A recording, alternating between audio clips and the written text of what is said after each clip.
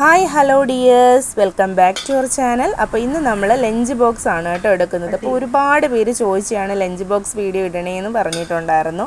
അങ്ങനെ നമ്മൾ ഇന്ന് ചോറ് രണ്ട് പേർക്കും ഒരുപോലെയാണ് കേട്ടോ വെക്കുന്നത്. മോന് ചൂട് ചോറിൻ്റെ അകത്ത് നമ്മൾ ഇച്ചിരി ചമ്മന്തിപ്പൊടി വയ്ക്കും, അപ്പോൾ ഭയങ്കര ടേസ്റ്റാണത്.